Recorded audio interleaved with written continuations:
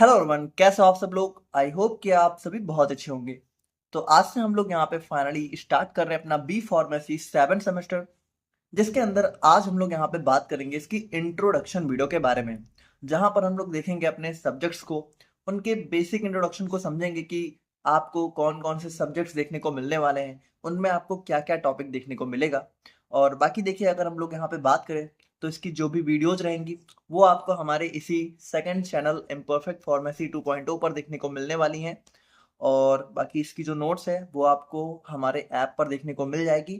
और इस बार at any cost हम आपके चारों सब्जेक्ट जो है जरूर कंप्लीट करवा देंगे। सबसे पहले हम यहाँ पर इंस्ट्रूमेंटल मेथड ऑफ एनालिसिस को कंप्लीट कराएंगे, जिसके लेक्चर आपको कल से ही देखने को मिलने स्टार्ट हो जाएंगे। और बाकी 3 सब्जेक्ट्स को भी हम यहाँ पर पूरी कोशिश करेंगे कि सितंबर एंड तक यहाँ पर कंप्लीट कर सके। तो इन सारी बातों के साथ हम लोग यहाँ पे अपना आज का वीडियो स्टार्ट करते हैं। तो देखिए, अगर हम लोग यहाँ पे बात करें अपने 7 सेमेस्टर के बारे में, तो यहाँ पर देखिए आप लोगों को एक बहुत ही मेजर रिलीफ देखने को मिलने वाला है अपने 5th 6 सेमेस्टर से, क्योंकि यहाँ पर फाइनली आपको सिर्फ सिर्फ 4 सब्जेक्ट देखने को मिलने वाले हैं। अभी तक आप लोगों ने 5 और 6 सब्जेक्ट पढ़े हैं अपने सेमेस्टर्स में, लेकिन इस बार आप लोग को सिर्फ 4 ही सब्जेक्ट पढ़ने हैं, जिसकी वजह से आप लोगों को काफी रिलीफ देखने को मिलेगा। अब अगर हम लोग यहाँ पे बात करें तो 4 सब्जेक्ट में जो हमारे नाम है, ठीक है, तो सबसे पहला सब्जेक्ट हमारा जाता है इंस्ट्रूमेंटल मेथड ऑफ एनालिसिस। तो ये आप लोग का देखिए, अभी आप लोग का एक कंप्लीटली न्यू सब्जेक्ट है। लेकिन अगर हम लोग यहाँ पे बात करें तो फर्स्ट सेम में आप लोगों ने पढ़ा था फार्मास्यूटिकल एनालिसिस। तो यहाँ पे उसी का एडवांस वर्जन है इंस्ट्रूमेंटल मेथड ऑफ एनालिसिस, जहां पे हम लोग क्या करेंगे, अपने कुछ इंस्ट्रूमेंट्स का यूज करेंगे अपने सैंपल को एनालाइज करने के लिए। उसके बाद हमारा नेक्स्ट सब्जेक्ट आ जाता है इंडस्ट्रियल फार्मेसी सेकंड। तो अगर आप लोग को याद हो तो इसका फर्स्ट पार्ट आप लोगों ने पढ़ा था अपने बी फार्मेसी 5th सेमेस्टर में। तो यहाँ पर देखिए, इसका सेकंड पार्ट आप लोग को 6th में नहीं बल्कि 7th सेम में देखने को मिल रहा है। और उसके बाद हमारा थर्ड सब्जेक्ट आ जाता है फार्मेसी प्रैक्टिस, ठीक है। तो ये भी हमारा थोड़ा सा न्यू सब्जेक्ट होने वाला है, सिंपल है, काफी कुछ प्रॉब्लम वाली बात नहीं है। और फोर्थ सब्जेक्ट हमारा आ जाता है नोवेल ड्रग डिलीवरी सिस्टम, इसको हम लोग शॉर्ट फॉर्म में एनडीडीएस के नाम से भी जानते हैं। तो ये 4 सब्जेक्ट हमें देखने को मिलने वाले हैं। अब अगर हम लोग यहाँ पे बात करें अपने इंस्ट्रूमेंटल मेथड ऑफ एनालिसिस के बारे में, तो यहाँ पर देखिए, अगर हम लोग ओवरव्यू बात करें ना, तो इंस्ट्रूमेंटल मेथड ऑफ एनालिसिस में आप लोग को बेसिकली 2 टेक्निक्स के बारे में पढ़ना है, जिसमें सबसे पहला आ जाता है स्पेक्ट्रोस्कोपी, दूसरा आ जाता है क्रोमेटोग्राफी। यूनिट 1 और यूनिट 2 में आप लोग को डिफरेंट डिफरेंट टाइप्स के स्पेक्ट्रोस्कोपी के बारे में पढ़ना है। और यूनिट 3, यूनिट 4 और यूनिट 5 में आप लोग को डिफरेंट डिफरेंट टाइप्स के क्रोमेटोग्राफी के बारे में पढ़ना है। अब अगर हम लोग यहाँ पे स्पेक्ट्रोस्कोपी की बात करें, तो देखिए, स्पेक्ट्रोस्कोपी का सिंपल सा मतलब होता है कि जब भी हम लोग यहाँ पे किसी सैंपल को, मान लीजिए हमारे पास कोई सैंपल है जिसकी कंसंट्रेशन हमें नहीं पता है, या फिर उस सैंपल के कह सकते हो कंस्टिट्यूएंट्स के बारे में हमें ज्यादा अच्छे से इंफॉर्मेशन नहीं है, तो हमें उसको एनालाइज करना होगा। तो उसको एनालाइज करने के लिए जब भी हम लोग यहाँ पे लाइट का यूज करेंगे, ठीक है, लाइट की हेल्प से जब हम लोग यहाँ पे अपने सैंपल को एनालाइज करेंगे, तो उस मेथड को हम लोग बोलते हैं स्पेक्ट्रोस्कोपिक मेथड ऑफ एनालिसिस। अब इसमें हम लोग यहाँ पे बहुत ही डिफरेंट डिफरेंट टाइप्स की जो है, मतलब डिफरेंट डिफरेंट टाइप्स के रीजन की लाइट्स को यूज करेंगे। जैसे हमारा एक यूवी विजिबल रीजन हो गया, इंफ्रारेड रीजन हो गया, ठीक है। तो यहाँ पर बेसिकली हम लोग यहाँ पे लाइट का यूज करके अपने सैंपल को एनालाइज करेंगे अपने स्पेक्ट्रोस्कोपी के अंदर। अब इसकी बहुत अलग अलग टाइप हैं, जैसे कि हमारा UV visible spectroscopy, infrared spectroscopy, flame photometry, atomic absorption spectroscopy, nephelo turbidometry, ठीक है। तो ये सारे कहीं ना कहीं हमारे थोड़ा बहुत स्पेक्ट्रोस्कोपी के टाइप्स हो जाते हैं, जिनको हम लोग यहाँ पे यूनिट 1 और यूनिट 2 में पढ़ेंगे। अब यूनिट 3, यूनिट 4 और यूनिट 5 की बात करें तो यहाँ पे हम लोग पढ़ेंगे अपने क्रोमेटोग्राफी के बारे में।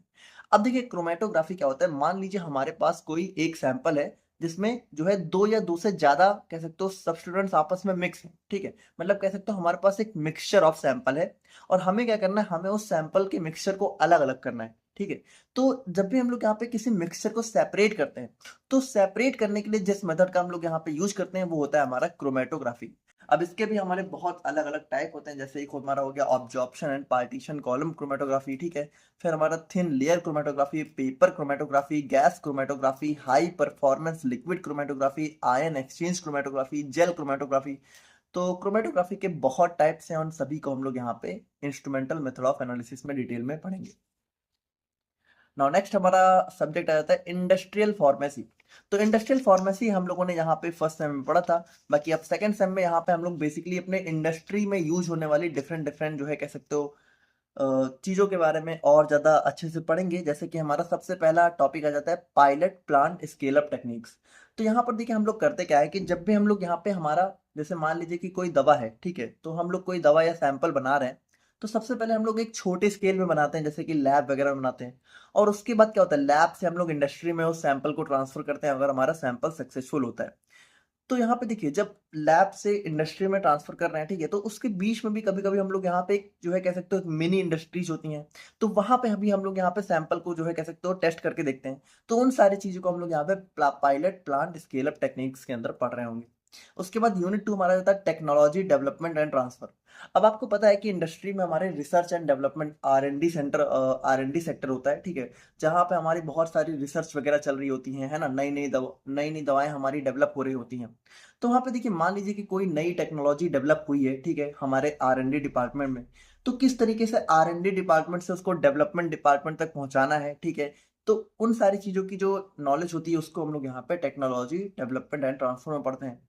उसके बाद यूनिट 3 हमारा आता है रेगुलेटरी अफेयर्स, रेगुलेटरी रिक्वायरमेंट्स। तो यहाँ पे देखिए मान लीजिए कोई नई ड्रग हमारी प्रिपेयर हुई है, तो उस नई ड्रग को मार्केट में लाने के लिए कौन-कौन से रेगुलेटरी रिक्वायरमेंट्स हमारे जो है कह सकते हो ज़रूरी होते हैं, उन सभी को हम लोग यहाँ पे यूनिट 3 में पढ़ेंगे। यूनिट 4 में हमारा आता है कि भाई देखिए जब भी हमारी इंडस्ट्री में दवाएँ बनती हैं, तो उसकी क्वालिटी को मैनेज करना बहुत ज़्यादा ज़रूरी होता है। तो कैसे हमारी दवाओं की क्वालिटी को इंडस्ट्री में मेंटेन किया जाता है, उसके लिए क्या-क्या सिस्टम होते हैं, उनको हम लोग पढ़ेंगे अपने क्वालिटी मैनेजमेंट सिस्टम्स में। और यूनिट 5 हमारा आता है इंडियन रेगुलेटरी रिक्वायरमेंट्स। तो यहाँ पे भी बेसिकली हमारी कह सकते हो दवाओं से रिलेटेड, इंडस्ट्री से रिलेटेड कोई भी दवा की मैन्युफैक्चरिंग हो रही है, तो कौन-कौन से रेगुलेटरी रिक्वायरमेंट्स होते हैं जो कि इंडिया में बहुत इंपॉर्टेंट है, उन सभी के बारे में हम लोग यहाँ पे यूनिट 5 में पढ़ रहे होंगे। उसके बाद हमारा नेक्स्ट सब्जेक्ट आ जाता है novel drug delivery system NDDS. तो अब देखिए नॉवेल ड्रग डिलीवरी सिस्टम अगर हम लोग नाम से ही समझे, नॉवेल का मतलब होता है न्यू और ड्रग डिलीवरी सिस्टम यानी कि दवा को हम लोग किस तरीके से कह सकते हो बॉडी में डिलीवर कर रहे हैं। तो यहाँ पे देखिए आजकल जो नए नए जो सिस्टम हमारी जो है डेवलप हो रहे हैं, ठीक है, दवा को हमारी बॉडी में पहुंचाने के लिए कुछ नए सिस्टम डेवलप हो रहे हैं, उन्हीं को हम लोग यहाँ पे नॉवेल ड्रग डिलीवरी सिस्टम के अंदर पढ़ते हैं। इसमें यूनिट 1 में हम लोग पढ़ेंगे controlled drug drug delivery system. यानी हम लोग यहाँ पे ऐसे ड्रग डिलीवरी सिस्टम को पढ़ेंगे जहाँ पे दवा जो है कंट्रोल्ड वे में रिलीज करी जाती है। मतलब कि एक दवा हम लोगों ने ली, अब वो धीरे-धीरे हमारी बॉडी में ओवर द टाइम रिलीज होती रहेगी, काफ़ी टाइम तक यानी कि 1-2 दिन, 4 दिन, 1 हफ्ते, 1 महीने तक भी हो सकती है, ठीक है? डिपेंड करता है। उसके बाद यूनिट 2 में हमारा माइक्रो एनकैप्सुलेशन आ जाता है, ठीक है? फिर म्यूकोसल ड्रग डिलीवरी सिस्टम यानी कि जो हमारा म्यूकोसा होता है, ठीक है? वहाँ पे किस तरीके से ड्रग डिलीवरी की जाती है। इम्प्लांटेबल यानी कि हमारी कह सकते हो बॉडी में जो दवा है, ठीक है? वो इम्प्लांट करी जाती है, तो कैसे इम्प्लांट करके हमारी ड्रग की डिलीवरी करी जा सकती है। देखिए, ड्रग डिलीवरी का मतलब यहाँ पे डिलीवरी से नहीं है, बल्कि हमारी बॉडी में किस तरीके से ड्रग को हम लोग यहाँ पे डिलीवर करते हैं, उसके बारे में हो रहा है, ठीक है? और यूनिट 3 में हमारा ट्रांसडर्मल, ठीक है? तो हमारा ट्रांसडर्मल रूट के थ्रू किस तरीके से दवा डिलीवर करी जाती है। फिर गैस्ट्रोइंटेस्टाइनल जो है रूट में कैसे ड्रग डिलीवर करनी है। उसके बाद नेज़ोपुल्मोनरी यानी कि हमारा जो नोज है, ठीक है? और हमारा लंग्स है, वहाँ पे किस तरीके से ड्रग डिलीवरी करी जाती है। तो इन सारी चीज़ों के बारे में यूनिट 3 में पढ़ेंगे। यूनिट 4 में हमारा टारगेट ड्रग डिलीवरी सिस्टम यानी कि मान लीजिए हमारी बॉडी में किसी स्पेसिफिक ऑर्गन को टारगेट करके अगर हमें ड्रग डिलीवरी करनी है, तो वो कैसे करी जाती है, वो हम लोग यूनिट 4 में पढ़ेंगे। फिर यूनिट 5 में हमारा ऑक्यूलर यानी कि हमारा आईज में कैसे मतलब हमारा जो हमारा आई रीजन होता है वहां पे कैसे ड्रग डिलीवरी करी जाती है। और फिर इंट्रा यूट्राइन, ठीक है, तो यूट्राइन के अंदर यूट्रस के अंदर कैसे ड्रग डिलीवरी करी जाती है, उन सभी के बारे में हम लोग यहाँ पे अपने इस पूरे एनडीडीएस में पढ़ रहे होंगे। उसके बाद फाइनली हमारा लास्ट सब्जेक्ट आ जाता है फार्मेसी प्रैक्टिस। तो फार्मेसी प्रैक्टिस में हमारा यूनिट 1 में आ जाता है हॉस्पिटल एंड इट्स ऑर्गेनाइजेशन। यानी कि देखिए इसमें हम लोग पढ़ेंगे कि जो हमारे हॉस्पिटल्स होते हैं, ठीक है, तो हमारे बहुत ही जैसे देखिए भाई हमारा हॉस्पिटल जो है बहुत बड़े मल्टी स्पेशलिटी हॉस्पिटल्स भी होते हैं, कुछ हमारे छोटे लेवल के हॉस्पिटल्स भी होते हैं, तो उन सभी के बारे में हम लोग यहाँ पे पढ़ेंगे। उसके बाद हॉस्पिटल फार्मेसी यानी कि आपको पता है आज के दिन में हॉस्पिटल के अंदर ही हमारा फार्मेसी स्टोर होते हैं, मेडिकल शॉप होती हैं, तो उनके बारे में हम लोग पढ़ेंगे। उसके बाद एडवर्स ड्रग रिएक्शंस क्या-क्या हो सकती हैं, उसके बारे में पढ़ेंगे। और कम्युनिटी फार्मेसी मतलब कि देखिए जो लोकल लोकल जो हमारे फार्मेसी मेडिकल शॉप्स होती हैं, जो कि डिफरेंट डिफरेंट कम्युनिटी रीजन्स में ओपन होती हैं, जैसे आपके आस-पास भी हो सकता है कोई मेडिकल शॉप हो, तो उन सब के बारे में हम लोग यहाँ पे पढ़ेंगे। फिर हम लोग देखेंगे कि हॉस्पिटल में कैसे ड्रग डिस्ट्रीब्यूट किया जाता है, ठीक है? और हॉस्पिटल फॉर्मूलरी मतलब कि एक हमारी बुक होती है जिसमें सारी दवाओं की नॉलेज होती है। उसके बाद ड्रग को कैसे मॉनिटर किया जाता है हमारा ब्लड में, ठीक है, थेराप्यूटिक ड्रग मॉनिटरिंग। उसके बाद मेडिकेशन अडहेरेंस मतलब कि जब भी पेशेंट को दवा दी जाती है, तो हमें ध्यान रखना होता है कि पेशेंट उस दवा को पूरी तरीके से फॉलो करे। उसके बाद पेशेंट को दवा देते वक़्त हम लोग उसकी मेडिकेशन हिस्ट्री भी चेक करते हैं कि पहले से इसकी कोई दवा तो नहीं चल रही है या फिर पहले से इसको कोई और प्रॉब्लम तो नहीं है। उसके बाद कम्युनिटी फार्मेसी मैनेजमेंट यानी कि भई ये जो हमारा लोकल शॉप्स होती हैं फार्मेसी की, तो उनका कैसे मैनेजमेंट किया जाता है, उन सारी चीज़ों को हम लोग यहाँ पे यूनिट 2 में पढ़ेंगे। यूनिट 3 में हमारा आता है फार्मेसी एंड थेरेपेटिक कमिटी, ठीक है? तो यूनिट 3 हमारा आ जाता है मतलब कि ये देखिए ये हमारी कमिटी होती है जो कि हमारा कह सकते हो जो भी हमारा फार्मेसी रिलेटेड जो भी दवाएँ वगैरह होती है, ठीक है? तो उनके रिलेटेड जो भी रूल्स एंड रेगुलेशंस होते हैं उनको कंट्रोल करती है। उसके बाद ड्रग इन्फॉर्मेशन सर्विसेज़ यानी कि देखिए जो भी हॉस्पिटल में डॉक्टर्स हैं, पेशेंट्स हैं, उनको ड्रग की पूरी इन्फॉर्मेशन देना, ठीक है? तो उसको कैसे दिया जाता है वो सारी चीज़ें यहाँ पे देखते हैं हम लोग। फिर पेशेंट काउंसलिंग मतलब कि पेशेंट के साथ कैसे हमें बिहेव करना है, ठीक है? डॉक्टर हो चाहे हमारा फार्मासिस्ट हो, दोनों को सिखाया जाता है। उसके बाद एजुकेशन एंड ट्रेनिंग प्रोग्राम यानी कि देखिए जो हमारे फार्मासिस्ट होते हैं तो उनको हॉस्पिटल में किस तरीके से रहना है, किस तरीके से पेशेंट के साथ बिहेव करना है, डॉक्टर के साथ कैसे डील करना है, उन सारी चीज़ों को हम लोग यहाँ पे देखते हैं।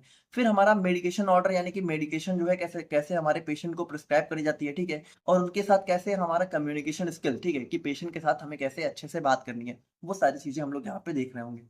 यूनिट 4 में हमारा आ जाता है कि हमारा जो भी बजट होता है, ठीक है? हॉस्पिटल्स में, ठीक है? तो वो किस तरीके से प्रिपेयर होता है और कैसे उसको इम्प्लीमेंट किया जाता है। उसके बाद क्लिनिकल फार्मेसी, ठीक है? तो हमारा जो भी हमारे हॉस्पिटल की क्लिनिकल फार्मेसी होती है, वहाँ पे हम लोग सारी चीज़ें देखेंगे, ठीक है? फिर ओटीसी मतलब कि ओवर द काउंटर यानी कि जो हमारी ओवर द काउंटर ड्रग्स होती हैं, आप लोगों को पता होना चाहिए, जो कि हमारा नॉर्मली बिना प्रिस्क्रिप्शन के मिल सकती हैं, उनकी सेल्स कैसे यहाँ पे देखी जाती है। उसके बाद यूनिट 5 में हमारा आता है ड्रग स्टोर मैनेजमेंट, ठीक है? तो हमारा ड्रग स्टोर को कैसे मैनेज किया जाता है। उसके बाद देखिए इन्वेस्टिगेशनल यूजेज ऑफ ड्रग्स यानी कि देखिए ये हमारी ऐसी दवाएँ होती हैं, जो कि अभी मार्केट में आई नहीं होती हैं। लेकिन हमें मान लीजिए कोई ऐसी दवा है, ठीक है? जो कि हमारा नई डेवलप हो रही है, तो हमें उसको चेक करना होता है। तो उसका जो इन्वेस्टिगेशनल यूज़ होता है, यानी कि बिना मार्केट में आए जब हम लोग दवा का यूज़ करते हैं, तो ये देखिए ये सिर्फ़ मतलब कुछ स्पेसिफिक रूल्स एंड रेगुलेशंस के अंदर ही हो सकता है। तो वो सारी चीज़ें हम लोग देखेंगे। उसके बाद यहाँ पे क्लिनिकल लैबोरेटरी टेस्ट के अंदर जो भी कह सकते हो टेस्ट होते हैं, ठीक है? तो उनको कैसे इंटरप्रिटेट करना है, ठीक है? उनको कैसे चेक करना है सारी चीज़ें, तो वो सारी चीज़ें हम लोग यहाँ पे देख रहे होंगे। तो देखिए ये हो जाता है आप लोग का बी फार्मेसी 7 सेमेस्टर का सिलेबस, सब्जेक्ट्स और बाकी इसकी लेक्चर वीडियो जो आप लोग को कल से मिलना स्टार्ट हो जाएँगी। कल हम लोग लेकर आ रहे हैं अपना UV visible spectroscopy under the instrumental method of analysis. तो मिलते हैं हम लोग यहाँ पे नेक्स्ट वीडियो में, तब तक के लिए थैंक यू सो मच।